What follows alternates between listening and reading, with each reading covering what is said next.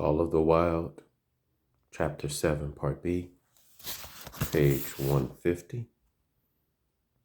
Okay, and I'll just play it here. Here we go. One night he sprang from sleep with a start, eager-eyed nostrils quivering and scenting, his mane bristling in recurrent waves. From the forest came the call, or one note of it, for the call was many-noted, distinct and definite as never before. A long-drawn howl, like, yet unlike, any noise made by husky dog. And he knew it in the old familiar way, as a sound heard before. He sprang through the sleeping camp and in swift silence dashed through the woods. As he drew closer to the cry, he went more slowly, with caution in every movement, till he came to an open place among the trees, and looking out saw, erect on haunches, with nose pointed to the sky, a long, lean timber wolf. He had made no noise, yet had ceased from its howling and tried to sense his presence. Buck stalked into the open, half crouching, body gathered compactly together, tail straight and stiff, feet falling with unwonted care. Every movement advertised commingled threatening and overture of friendliness. It was the menacing truce that marks the meeting of wild beasts that prey. But the wolf fled at sight of him. He followed with wild leapings into a frenzy to overtake. He ran him into a blind channel in the bed of the creek, where a timber jam barred the way. The wolf whirled about, pivoting on his hind legs after the fashion of Joe and of all cornered husky dogs, snarling and bristling, clipping his teeth together in a continuous and rapid succession of snaps. But Buck did not attack, but circled him about and hedged him in with friendly advances. The wolf was suspicious and afraid, for Buck made 3 of him in weight, while his head barely reached Buck's shoulder. Watching his chance, he darted away, and the chase was resumed. Time and again he was cornered, and the thing repeated, though he was in poor condition, or Buck could not so easily have overtaken him.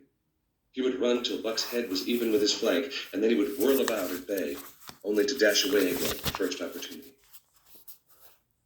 But in the end, Buck's pertinacity was rewarded, for the wolf, finding that no harm was intended, finally sniffed noses with him. Then they became friendly, and played about in the nervous, half-coy way with which fierce beasts belie their fierceness. After some time of this, the wolf started off at an easy lope in a manner that plainly showed he was going somewhere. He made it clear to Buck that he was to come, and they ran side by side through the somber twilight, straight up the creek bed, into the gorge from which it issued, and across the bleak divide where it took its rise.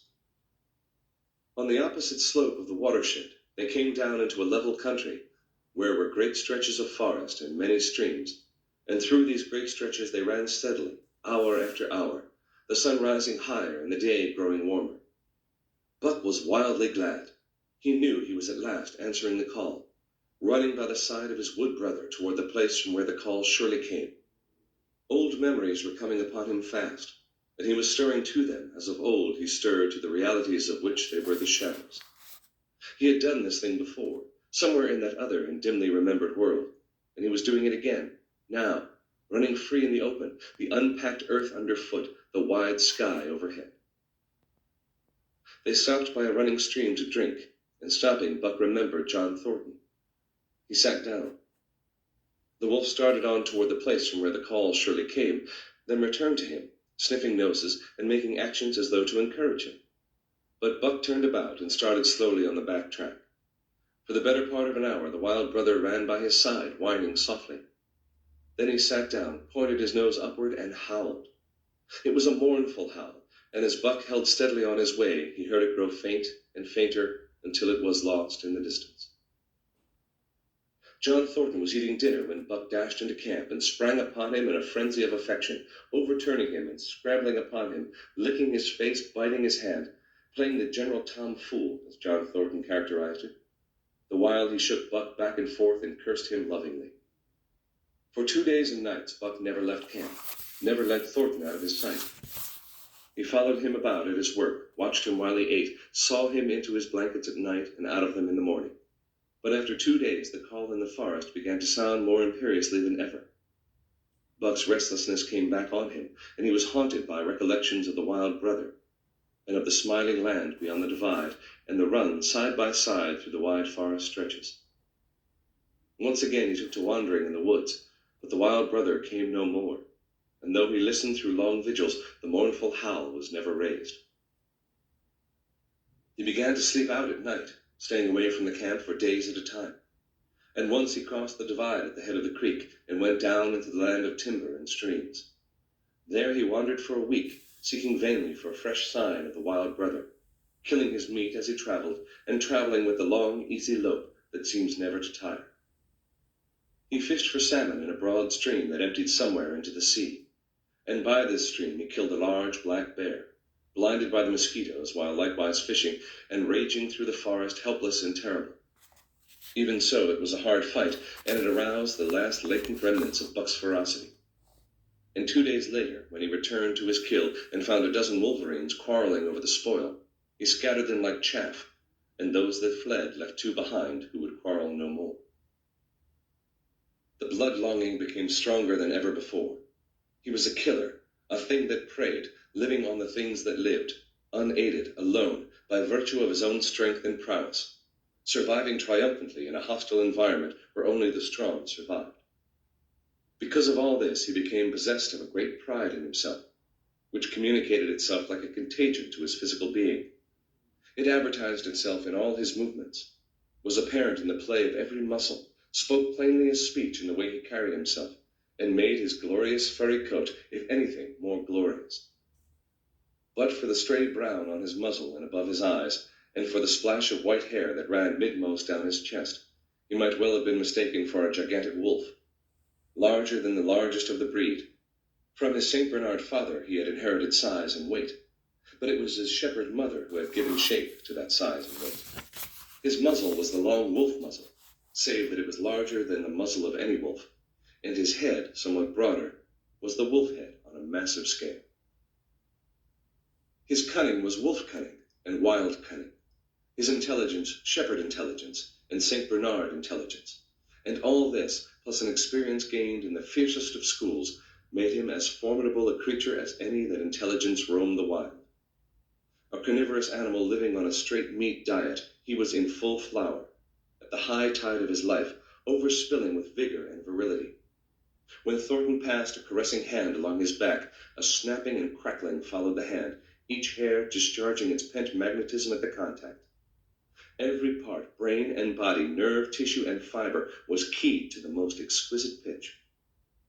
And between all the parts there was a perfect equilibrium or adjustment. To sights and sounds and events which required action, he responded with lightning-like rapidity. Quickly as a husky dog could leap to defend from attack or to attack, he could leap twice as quickly. He saw the movement or heard sound and responded in less time than another dog required to compass the mere seeing or hearing. He perceived and determined and responded in the same instant. In point of fact, the 3 actions of perceiving, determining, and responding were sequential, but so infinitesimal were the intervals of time between them that they appeared simultaneous. His muscles were surcharged with vitality and snapped into place sharply, like steel springs.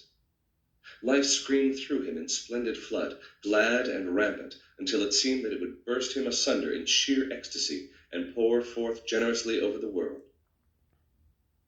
"Never was there such a dog," said John Thornton one day, as partners watched Buck marching out of camp. "When he was made, the mold was broke," said Pete. "By jingo, I think so meself," Hans affirmed.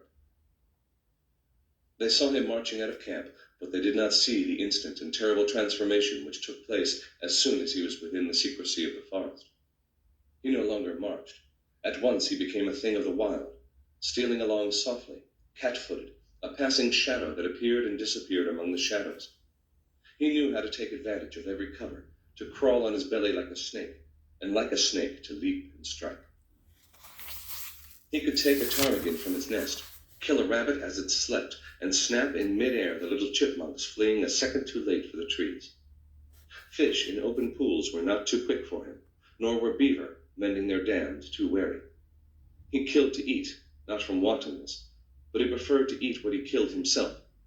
So a lurking humor ran through his deeds, and it was his delight to steal upon the squirrels, and when he all but had them, to let them go, chattering in mortal fear to the treetops. As the fall of the year came on, the moose appeared in greater abundance.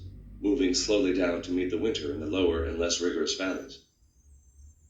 Buck had already dragged down a stray part-grown calf, but he wished strongly for larger and more formidable quarry, and he came upon it one day on the divide at the head of the creek. A band of 20 moose had crossed over from the land of streams and timber, and chief among them was a great bull. He was in a savage temper, and standing over 6 feet from the ground, was as formidable an antagonist as even Buck could desire. Back and forth the bull tossed his great palmated antlers, branching to 14 points and embracing 7 feet within the tips. His small eyes burned with a vicious and bitter light, while he roared with fury at sight of Buck.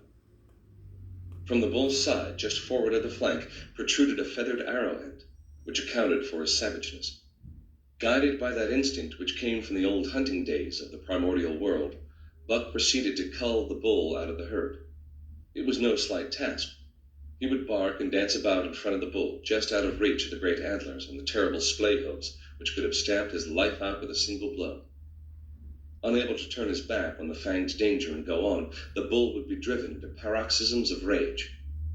At such moments he charged Buck, who retreated craftily, luring him on by his simulated inability to escape.